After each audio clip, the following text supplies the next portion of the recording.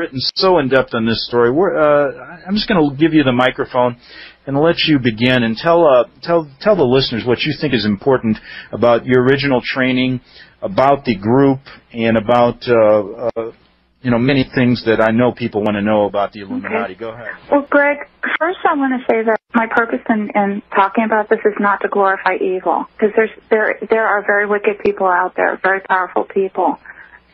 And I don't want to at all magnify their power, but I do want people to know that this is real, that these people exist, that people who say there are people out there that are involved in these activities, it really happens. I also, because I know that there are children being hurt in the group every day, and that's my motivation for coming forward. I don't like giving interviews for obvious reasons. I'm willing this one time to lay aside my thoughts of personal safety because these people need to be stopped. It needs to be stopped. Okay. Well, go ahead. And normally children in the group are born into it. While the Illuminati very rarely does outside recruitment, that's not their main method. It's just passed down generationally from father to son and mother to daughters to children until the whole family line is in it. Throughout the centuries, people have tried to escape, but a lot of times they were either poisoned, murdered, or set up to look like a suicide. They don't like it when people leave, and they try to make it very difficult, simply because it looks bad. They go through an enormous amount of training from the time you're an infant. You undergo indoctrination. And when I say indoctrination, I don't just mean like cult programming so much as watching your parents and seeing what they do. My parents modeled their behavior. To them, the group was very important. So growing up, I saw that 3 times a week, everything was dropped to attend to the activities. Okay? Okay. Basically the training process is designed to help you take on your adult role in the group. The Illuminati covers so many levels, though, too. It goes all the way from what most people think of as like a satanic coven type thing at the very low local level, all the way through. It's a huge, enormous business corporation. At the mid-levels, you have people overseeing finances and administration, who are overseeing, these people are making a lot of money through gun running, through white slavery, prostitution, pornography. They have links and ties to the mafia left and right. And, in fact, the mafia are afraid of them. Yeah. Well, think about it. But because they know that you don't cross the members of the group. They have a very spiritual orientation. They're not satanic, though. They're Luciferian, which is a difference. But the ultimate goal of their spiritual philosophy and their steps of discipline is they believe that should you complete all of your training, that you become a god. That is their actual end goal. Is they believe in the achievement of godhood, of luminous philosophy, through different means, through what they call enlightenment or illumination, which is how they got their name. They're international. In Europe, there's 12 fathers who sit that represent the different nations of Europe. They are very expectantly awaiting he who is to come. This group's organized? Sure. At the top levels, it's in Rome. That's the center or the heart of the Illuminati. That's where the power base is. And that's why all leadership must wear fealty in Rome, because that's considered the core of the spiritual center of the universe, is how they view it. From there, in Europe, there are 12 fathers, one for each country in Europe. When I was younger, too, I had to also meet with the fathers at one point and kiss their rings and go through another ceremony of allegiance to them as well. There's in the Illuminati, the European fathers, though, rule over what are called the different houses. For instance, if you're from Germany, then you belong to the German house. If you're from France, you belong to the French house. They call them houses.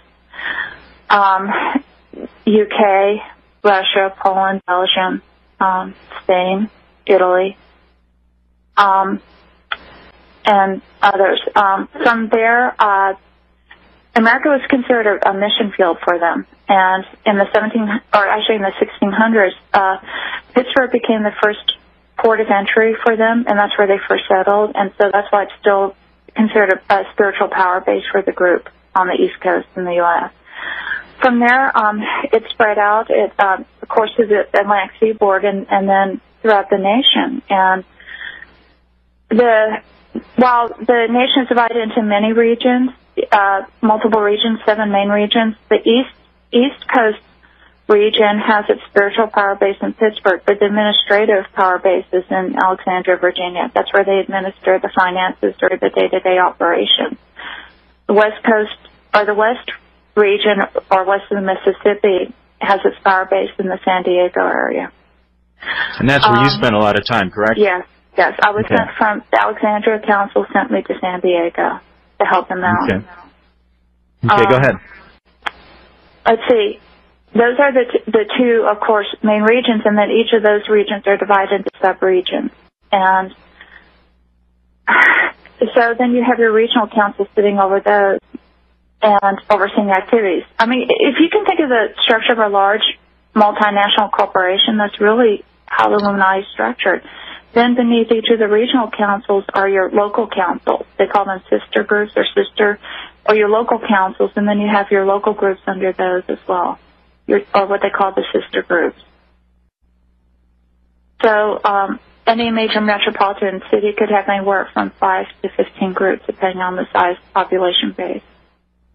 Now, you were saying that how many people are in this group in America, about, from your estimate of knowing a lot of this stuff? Go ahead. Pure Illuminati, I'd say about 1%, give or take. So it's a fairly big organization, correct? Yes. Oh yeah. Now they're, just in the their goal, basically. Just give us the broad overview goal, and then I want to get into some of these, your role in it, and some of these ways that the Illuminati makes money that you learned about. Go ahead. Yeah.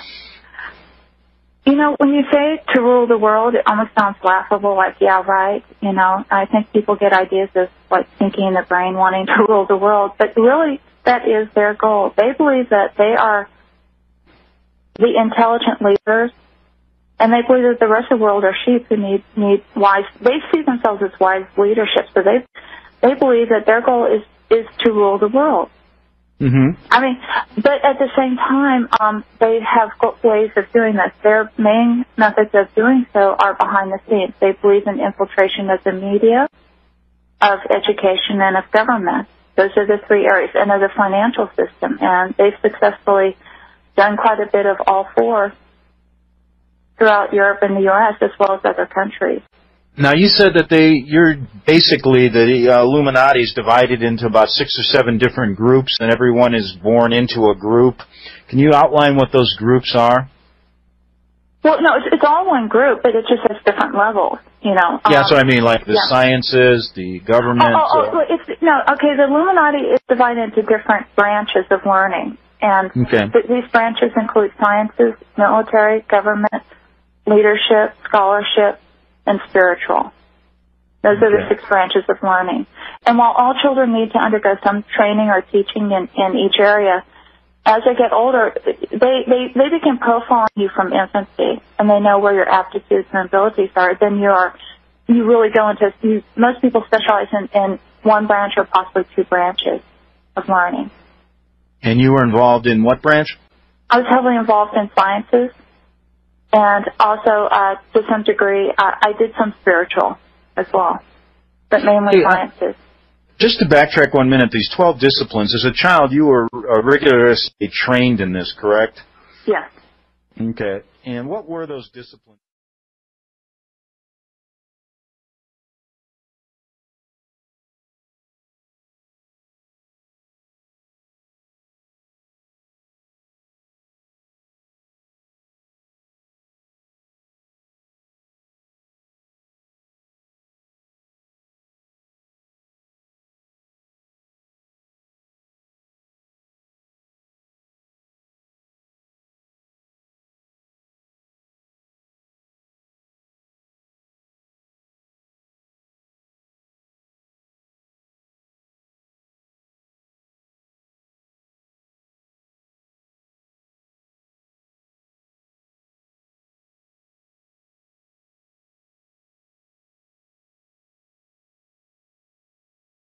were those disciplines? I mean, if just you don't have to go through each one of them, but what primarily were you taught? I think the best way would be to just give you an example of just one type of training that they do. Okay. When I was 2 years old, I was left in a room for probably a 24-hour period. When you're that age, it's hard to estimate, but it was a long time. I know that the sun did go around at least once. You know, it wasn't just like a few hours. And at that age, when you're 2 and you're left completely alone without food and water, you're terrified. And at the end of the time, I was just dying of thirst. I remember I've never been so thirsty in my entire life. And my mother walked into the room, because a lot of times they have the children, you know, or the parents as train the children at these early ages. And there was a table in the middle of the room, and I'm sitting at, and she sits at, and she brings me this cold pitcher of water, and she starts pouring it. I said, "Mama, I want a drink of water." And she slapped me out of the chair. And I remember crying, and I'm like, and as I'm crying, and she's drinking the water in front of me, then she leaves. She takes a pitcher of water, and a couple of hours later, she came back in and did the same thing. I said, Mama, I want water. And she slapped me, across the room. And after this had happened about 3 times, luckily I was bright enough that by the 3rd time she came in, I remember crying silently. I just looked at her. I didn't ask. And after she got up and left with the pitcher, then a man came into the room. He said, "You did very well that time." And then he gave me a drink of water. And I've always, that was part of the learning not to want stage.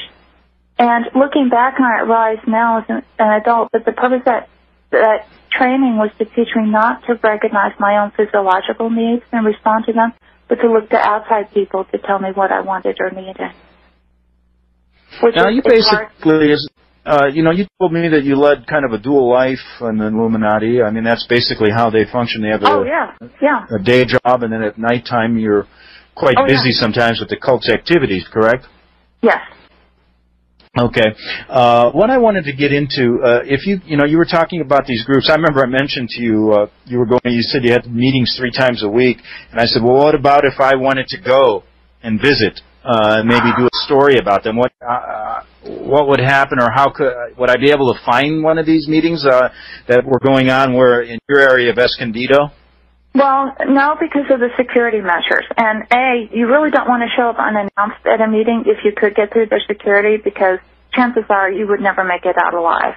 Let's just say that a sudden auto accident would occur and be reported in the papers. Unfortunate accident, man accidentally runs into a tree. I'm serious. Now Okay. Yeah.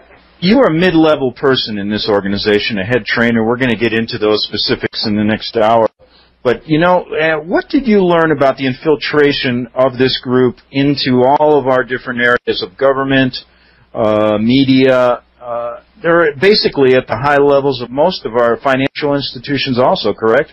Yeah. And that is a great way to pursue their goal. And I guess I got to ask you this: how come things are moving a little bit faster in America now? I remember back in the 80s when I was confronted with this. When I came back home, I didn't really see this kind of New World Order movement, all this different symbolism that you see now. What is going on, just for our listeners, right now? Why are things stepped up since 9/11? I believe it's because they can see the fulfillment of their goal of. I'm going to sound very cynical now, and please forgive me for this, but their goal is to rule the world, and personally, I believe that they do. It's just not open yet, and they see now preparing people for when they disclose it themselves openly. Does that mean that they can't be stopped? I believe they could. I believe it'd take a miracle because of the amount of infiltration I've seen at all levels of society and the world. These people and women have a lot of money. They have a lot of influence. And your average person has no idea of how much that is going on behind the scenes that no one understands. But with that said, so basically, I think that they're already there. They just aren't open. These people just don't know what they're doing. If they did, I think the average person would be horrified. to know how much is going on behind the scenes that people really don't know. Yeah, and the point of this interview, one, I had two goals in this interview. But I don't want to sound despairing, because I'm also a strong Christian. I have faith in God, and I believe that through prayer and through people knowing that, I would like them to be stopped.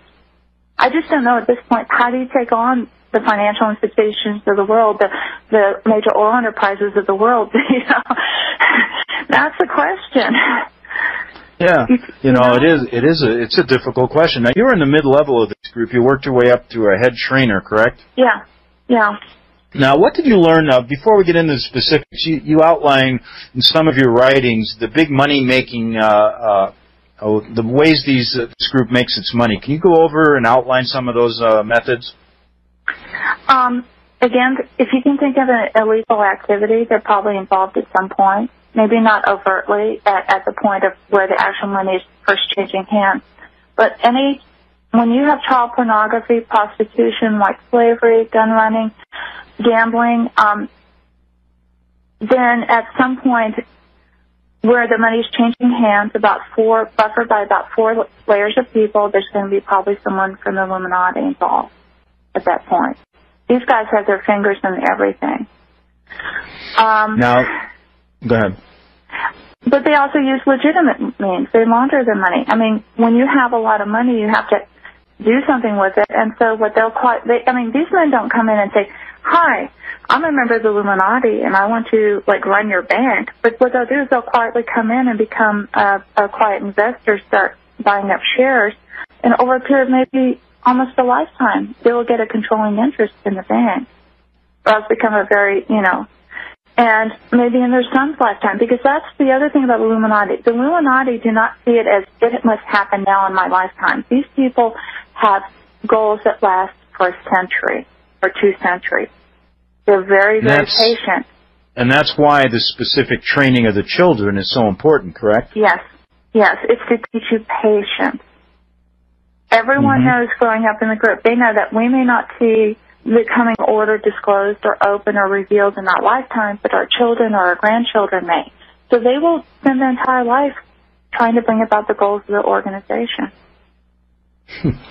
Incredible. So now you're in the mid-level, and I can see now where they use this programming techniques, the different mind control techniques. Yeah. We had a minute before the break, just kind of what our interest about how what your specific role was.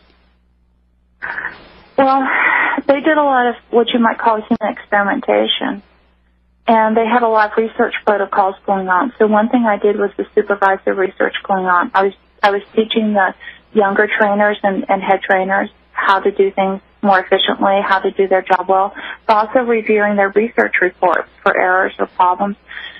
Eventually, I became kind of a consultant. If a problem occurred, or if they didn't know how to install something, or if they needed assistance, I would help them with problem solving as well. Okay, Svali, I'm going to have to take a break. We'll be back in 3 minutes. We'll continue. One thing I find interesting, Svali, is, in the media, I'm not going to name names or anything else. I don't have any specific information, but I find it interesting doing some background checks, and a lot of the top media people in our country, they all come from these very wealthy families, and that's not the typical MO for a journalist. A journalist is somebody grows up on the street, wants to talk to people. I can think of Jimmy Breslin, guys who never went to college, didn't know how to type, and just got in there and took their tie off and started writing stories. But, as you look at the media now, these are all these silver spoon kids growing up with silver spoons. I find that quite interesting. How deeply infiltrated, from your knowledge, are they in our media? Wow. I do know fairly deeply. I remember that when I was in San Diego, on Leadership Council during meetings, they would laugh about how people had no idea of how much they were being influenced and didn't even know it. They found that kind of amusing, which is, that's the mindset of people in the group. They're like, the sheep has no idea that they're being led by the moon. And They find it amusing because they show it as evidence of this.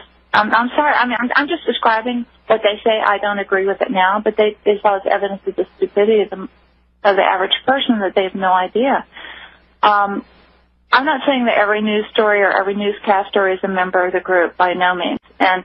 But they specifically do teach and train and educate children that show an aptitude for the media, because they want that. And if a person has a bright, charismatic personality and presents well, then that's just that child will go into that if they have the verbal communication and other skills required. Correct, and that could explain why a lot of our stories really never get covered outside of the influence they have financially and the ownership of the media. Absolutely not by coincidence. What's that? Not at all a coincidence. Yes, I mean, that's a good idea why, folks, you're not getting the news from those outlets. I mean, we have, not only in our government, it explains, a lot of things. I mean, why? Look at the war in Iraq. Look at the evidence there that shows that it was wrong. Look at what they're doing in Iran right now. I mean, it's incredible. All this stuff. It's pretty obvious, people. There's something behind it. Svali is here trying to explain this organization from her knowledge, and it's quite a story. I know this idea, you were involved as a trainer, mind programming. I mean, this is just, I'm looking at some of the chapters in a book you have yet to publish. I mean, we're talking about brainwave, color control, metal, jewel programming linked to stories and movies. I mean, it goes suicidal program. A head trainer in the Illuminati. Svali, what type of programming do they actually teach you, and how do you learn these different techniques? Well, you're taught from childhood on. My training in how to be a programmer was very young.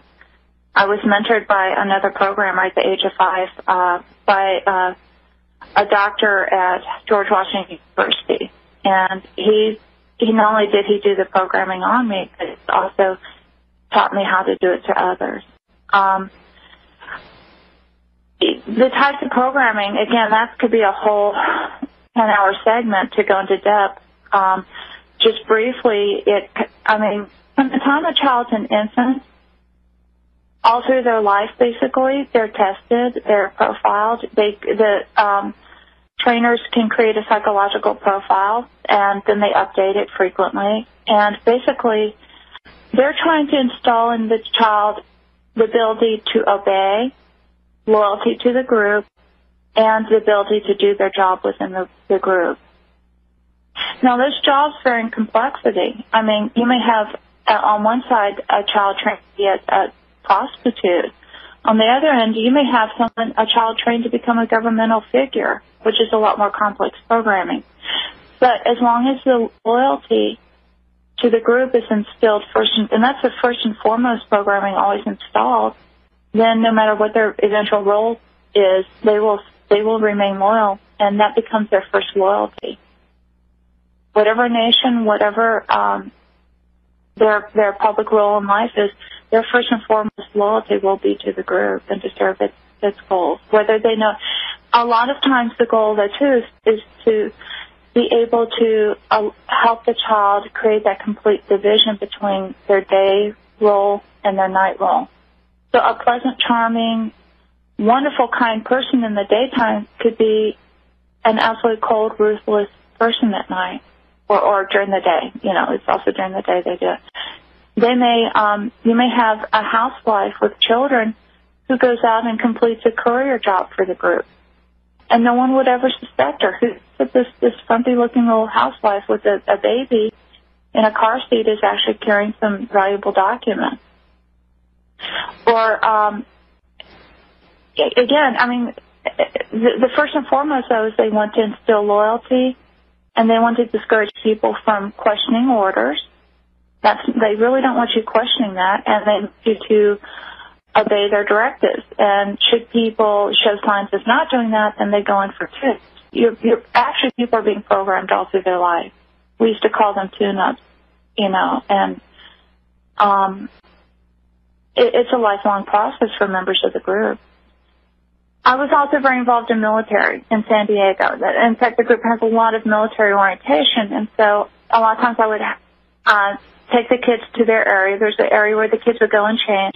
They had a room, and we would have, like, baskets of clothes, and we'd change our clothing. You'd take out your clothing, you know, it had your name on it, and put on your uniform or whatever you wore that night. And the kids would wear these little miniature military uniforms. And then they would go out and do their training exercises. They were learning how to march, how to shoot. All kids in Illuminati know, at least in that area, know how to, like, take apart a gun, put it together, and shoot with deadly accuracy by the age of 8 years old. Martial arts, there's a lot of martial arts training. Sometimes I help supervise that, or fill in if a military trainer was, because, you know, you had to know how to do it. Everyone had to be, there's a lot of cross training. But most of the time I supervised the training. I would be working on implementing programming or what we call tuning up, you know, reinforcing previously installed programming in adults. At that point, I was normally supervising the younger trainers. They would be doing it, and I would be there watching and making sure they did it correctly. An example of someone that you were working on. How would they be introduced? What would be the reason? Are they in the military? How does someone get sent to you? No, these were all members of the group. Oh, okay. In fact, I can tell you that in San Diego, 20% of the active members of the group were active military. Okay, and think military intelligence, think high-ranking officials, colonels, commanders. My ex-husband was a lieutenant commander in the Navy, getting ready to become a commander, okay? All right. These are not stupid people. So you're basically involved in working on the programming of the members involved, too? Yes. Oh, yeah. Okay. No. We didn't program people that weren't members of the group. You cannot install significantly traumatic mind control programming in a person who is not a member of the group. Now, there are certain, now what you can do is what we call passive programming, which is basically through media means. You know, you can set, if someone's watching a television program, they go immediately into alpha state. Everyone in the group, I mean, even a baby in the group knows that because these people are very much into behavioral psychology, and that's a trance state almost, a very relaxed state where messages can be implemented. And that's why I very strongly suggest people be very careful about the TV shows they watch. That's all I'll say about that. But no, you cannot take an adult who's not a member of the group and do what we did to them. They would go psychotic or they wouldn't survive it, probably. They wouldn't be able to psychologically handle it. Tell us some examples of what you were doing, program techniques. Sometimes it would involve, normally it would start with a hypnotic induction, or even sometimes we'd inject a medication. A lot of times, especially young children, have a lot of fear when they're going into programming, but adults did too. We want them to relax. We'd give them a very short-acting medication to relax them. We would then invoke a hypnotic state in them. We would then, like if it's an older person, I'd be checking the codes already installed. If I was getting ready to install programming in it, and like a young child, I would explain to them very patiently exactly the behavior expected. I'd say, I want you to do this and this and this. I'd break it up into steps, and I'd say, first we're going to practice this. I would show the child what I want them to do. I'd model it. I would then tell the child, do it. The child would then do it, okay. But normally they won't do it well the first time, so she or he would get shocked. That was called, because the group very much uses what they call positive and negative reinforcement. Okay, if the child did not do it perfectly the first time, they're shocked. That's the negative reinforcement. Then I'd say, do it again. They would show me the behavior. Now, at this point, we start associating the behavior with an external stimulus or cue, too. Now, a lot of times the child is, if this is a behavior, though, that we want associated with a specific code, the child will often been traumatized very heavily first to create a fragmentation in their personality. And then the code, and then the behavior and the associated cue are given. Like, you might hear a tone like, bing, bing, bing. All right, I want you to do this. Bing, bing, bing. The child hears the tone, they get up, and they do the behavior. Once they can perform it perfectly, they're rewarded with praise, good job, or a hug. Children like hugs, or something like that. Then you do it over and over and over. That's why trainers have to be very patient people. because then maybe after the child's done it 50 times, then they hear the cue, they get up, they do it. It's not even a conscious, it's reflexive. At that point, it's considered installed. For very, very important programming, I'm talking about like N-level assassin programming, because we did train people how to assassinate people, and that's a whole other topic I don't want to go into here. Okay. We would then do a ritual to heal the programming afterwards. Okay. You know something, I was just looking at some of your articles. One was Christmas in the Cult, just to get off on a different subject here. Sure. And you say this is quite different for you when you were growing up than it is for most children. Can you just kind of briefly tell us what you meant by that? Yeah, I mean, we had trees and presents and things like that, but for most children, Christmas is just happy time, lots of presents. But in the group, some very high ceremonies that are celebrated. Several times, many times, I flew to Germany, and there was no Santa Claus. They had a figure called Father Yule, who represents Christmas there, but he is not the kind of benevolent Santa that you see here. This is a man with a golden scepter, dressed in a white robe and a golden sash around. And I was once at the German father's house where there was a gathering of children and adults, and Father Yule was present, and he raises the scepter and basically strikes down the child in front of everyone. Oh, my God. I know. Strikes down the child? Yes, he struck down the child with his scepter, and that is not what you call a happy Christmas, No. Now, at the same time, yes, we did have tree, and fruitcake and all that, and decorate the house, but there's another side to Christmas. I'm just listening, and I just can't believe, we got leaders in our country that have probably gone through this kind of stuff. I mean, it's just incredible, this group. I mean, I know they've been around for a long, long time, thousands of years, and came here. George Washington was a 33rd degree Mason, and we go on. The question, I want you to understand just from my point of view, I just wonder how, you write a story at the end of the Illuminati. How do we get rid of these people? I know you're out of it. You couldn't take it anymore, but do you think we can inspire more mid-level people to just leave like you, so they have no one to do this kind of insidious, crazy programming and lifestyle? What do you think? Well, I believe that as strongly as a Christian, that it's a spiritual warfare as well as a emotional and psychological warfare. I believe that by the grace of God. But I will also say that when I was in the group, a lot of the members are not happy. You will have people in the group that are there because they love it, because they believe in the goals, they're totally dedicated. But to be honest, I also knew as many people who would have left in a minute if they thought that they could get out and make it. And about your husband, just to break in and then go back to that, do they marry you to somebody in the group, or is that forced on you? No, in the group, the marriages are always arranged, in my experience. In my 38 years in the group, I never knew of a couple in the Illuminati that did not have an arranged marriage.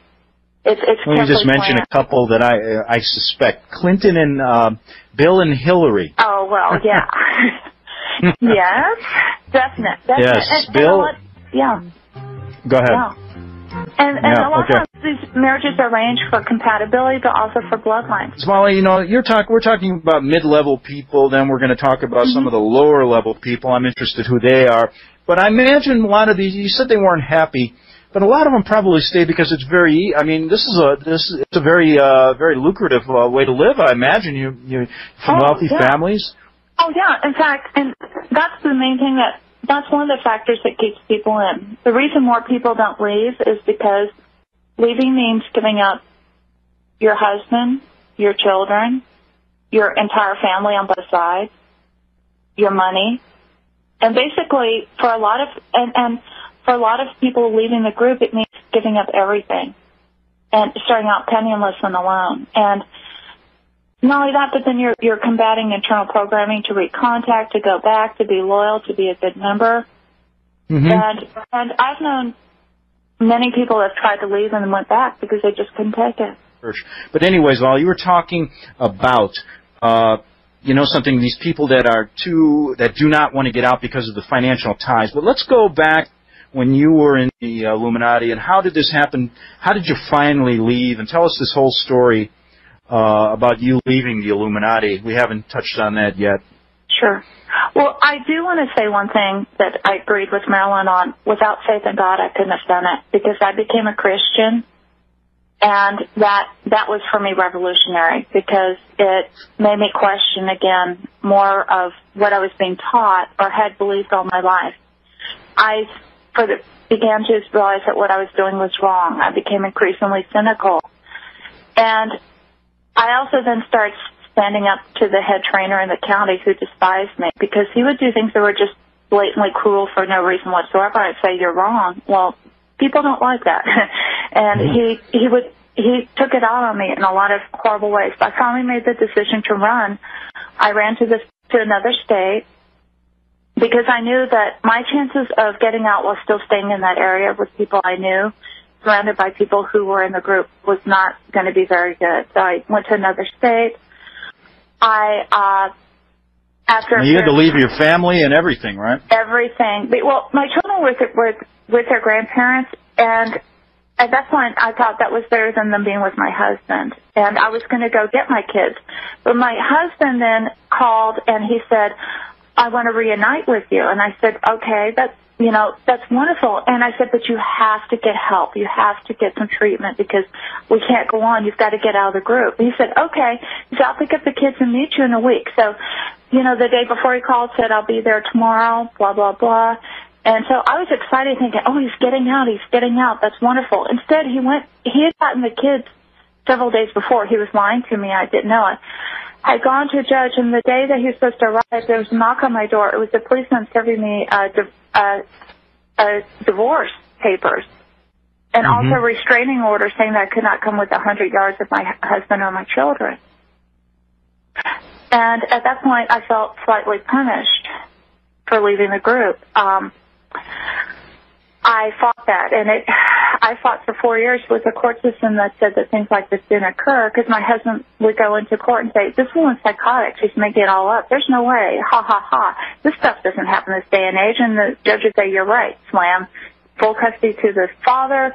And I had to have supervised visitation for 4 years with my own children, because I was considered a kidnap risk. But through a lot of prayer, I had my whole church praying for me here in Texas, and through what I believe are a series of miracles, my children were finally allowed unsupervised visitation with me after 4 years. And during that time, I said to my daughter, who was 14, I said, I want so badly for you to get out. And she looks at me and she starts going, oh, you shouldn't have said that, Mom. You shouldn't have said that, Mom. She just freaked out. She just totally lost it. And I realized it was her programming cycling, because she was just terrified. She was like, why'd you say that? Why'd you say that? And I said, it's okay, honey, calm down, calm. And then finally, she was just shaking. And then finally she said, well, I don't want to go back and get hurt. And then I said, you don't have to. And at that point, I faced federal prison, but I called my ex and I said, I will not let those children go back and get hurt again. And he flew out to get them. And he could have put me in prison at the time, because I was breaking the custody visitation. And you know how strong the courts are on that? And I said to him, please, because my daughter and son said, we don't want to go back, Dad. We don't want to get hurt. We don't want to do this anymore. And he looked at them and he said, I want to go think about it. And so he went home. And I was praying for him at the time. And then that night he called and he says, oh my God. And I said, wait, he said, we've got to get out. And I'm like, yes, you do. And then he said, he made the decision to get out. At that point, he went to a notary public. He gave me, and he did a legal document, gave me full custody of my children. And then he said he was so sorry for it. He put me through the HELL. He put me through for years. Now, have you had any reprisals from anybody in the group since you leaving, or any warnings to be quiet or anything like that? Yeah, of course. I mean, and there's one time when I did write one article that named some specific dates and times, and I got hurt afterwards, and it made me very cautious. and that's why I don't give a lot of radio interviews, and why I don't do a lot of this. That's one reason why. Well, I appreciate this because, you know, the number of people you're going to help by maybe, waking up the American people, what's really going on. Sometimes it's, you can wake up many more people by a person like you than talking about 100 million different generalities. Let me take a call. Chris in Washington, you're on the Investigative Journal. Hi. Svali, I just want to say how much I appreciate your bravery in presenting this information in the way that you are. I've read your website recently. And my question is very simple. Based on the information that you're presenting, I'm wondering what timeline the organization of the larger family that you're describing has for implementing the New World Order. Okay. I was told it would occur during my generation. I was told that by the year 2050 that they would be revealed. Now, again, their timelines change, though. In fact, I think jokingly referred to them as being like the Soviet Union because, you know, how they had their 5- and 10-year plans and then things always got changed. In my own lifetime, I saw several different timelines for things that were supposed to occur change. But as Greg noted, I've also heard of from different people that actually there's a huge push in the last few years. It's like, it's close, let's make things happen more quickly. Mm-hmm. So I couldn't begin to guess whether that's an accurate timeline or not. I know what I was told. I have a follow-up question, and that's it, and this will be it. I have recently, against my own resistance to doing so, started to investigate fringe matters, if you will. Among them, the upcoming date on the Mayan calendar of 2012. And as I've done this research, I've allowed myself just to be open to this information without believing anything I'm reading. And one of the ideas that's presenting itself is that around 2012, not just according to the Mayan calendar, but many other theories out there, that we will be undergoing, as a planet, a revolutionary shift, if you will, of some kind or another. And I'm wondering in the back of my mind if there might be any kind of race against the clock on that scale, if you will, especially if we're talking about a potential spiritual warfare, using your words in play here. Do you see a possible relation there? Yes, I do. And 2012 is an important year, but again, I was not told that the final revealing would occur then.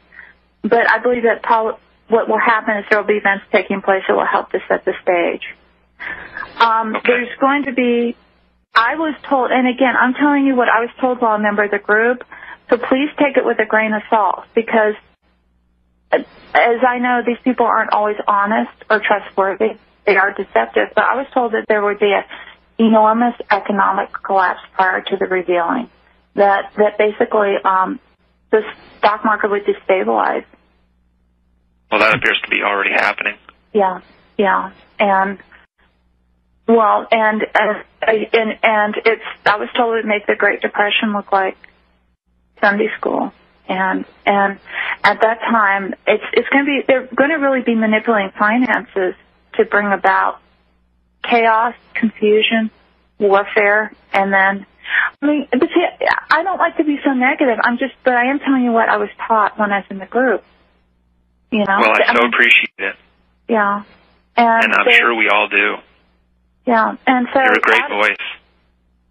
Well, thank you. I mean, I appreciate that very much. But out of this chaos, they said, would come order. See, the group believes that out of chaos comes order.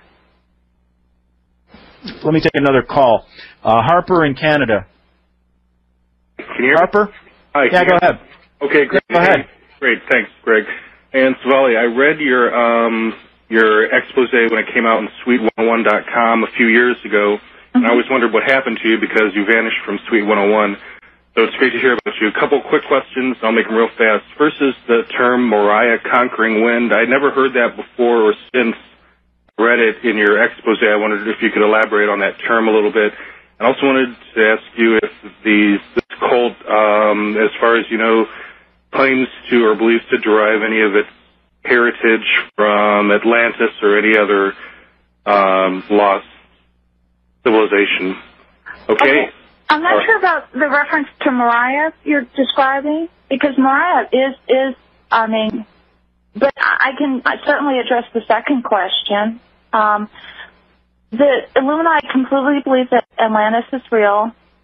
They teach it to their children as part of the oral history. They believe it was one of the greatest civilizations that ever existed and one of the most advanced. And what they teach, their take on it is that Atlantis was a great race of highly intelligent people who had a highly advanced state, and who were highly enlightened.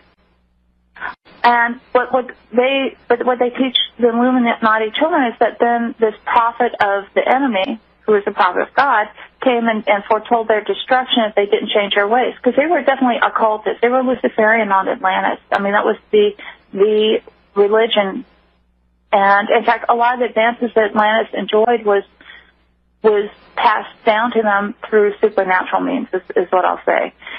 And so they laughed at the prophet, and they killed him. And I guess sometime afterwards, we were taught that a few inhabitants escaped, but tragically the great city was lost. And the Illuminati to this day mourn the loss of Atlantis, because they feel that the few survivors that left were among the great people who helped found what you call the precursors of Illuminism.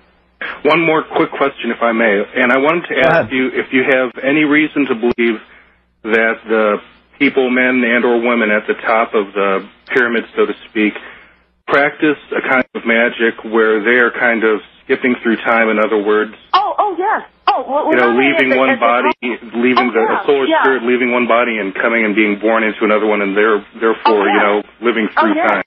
All the time. In fact, now I didn't go there in this interview, because you start sounding wacko if you start discussing things like that. But in the spiritual side, they very much teach things like time travel, traveling out of body, psychic battling, things like that, things that cannot be explained by logic. And I saw things that I cannot explain through human intellect or reasoning that were highly supernatural and involve all of that and more.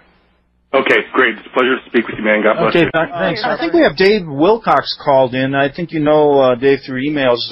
Yes. Svali. Dave, you want to say hello, and you have a question for Svali? Sure. Svali, it's great to have you on the air. I'm really glad you decided to do it, so thank you very much. Oh, thank you, Dave. It's good to talk with you. Yeah, I feel like you're an old friend. I've been reading your stuff for so long, and you share so willingly and openly about yourself. It's a real honor to be able to speak with you in person like this. Well, go ahead. Well, Dave, you may have something you want to say to Svali. Go ahead. Sure. Question? I think one of the things I'd really like to have covered here is you shared with me in an email recently about the stages of enlightenment that they try to guide people through. Yes. And I would like you to try to sketch out for people how the behavioral conditioning that's coming through the media and the movies and so forth might have affected them. In other words, what personality characteristics would you see in a person when they have been influenced by these teachings? How would the average person, who's not really a bad person, start to be leaning if the Illuminati teachings were actually having an effect on them? What would they be like? What would start happening? Well, again, as I said, the average person is not going to be a member of the group, so the influence would be much less. But the media, I believe that, well, in fact, I know that some of the media that we're seeing nowadays is specifically targeted towards teaching people their philosophy or goals. All you have to do is watch a children's cartoons on Saturday morning, and almost across the board you'll see morphing, power battles, occult, and that's intentional. Movies coming out. But basically, if a person's being influenced by their teachings, that person will learn to not trust their own instincts, their own feelings, their own body, their own perceptions. They'll be looking outside for guidance. Second of all, they will be leaning towards a heavily occultic worldview. That leaning upon the occult is very heavily encouraged. all you have to do is watch Harry Potter. Yeah, I mean, the whole idea of the... I mean, not to slam one of the most popular movies, but yes, I mean, or The Matrix. If you want to know pure Illuminist philosophy, The Matrix shows it. Oh, yeah. The entire... Right down with Morpheus being broken down with the injections, and they said that it's like hacking a computer. Yeah. Okay, exactly. We're going to take a break. We'll come back with our final segment, Big Finish. Tell us in your own words, you got about a minute or two left here, you went forward, you came forward, you're now living a life completely away from them. What's your hopes of the future in our country right now? My hope is that people realize that this is happening and that they will start doing something about it, that they will start looking at. Now, again, we're talking about people who are immensely wealthy, so it won't be easy, but if people could rise up in prayer and just say, this isn't okay, if people will become informed enough to want to learn more about it, be aware that it exists, and then possibly pray that people will take action against the things that are happening. Because okay, Svali, we're all out of time. We're going to end on that prayer. I really thank you for coming forward. You're very courageous. We'll talk again, and I'll be back tomorrow on the Investigative Journal. Same time, same place.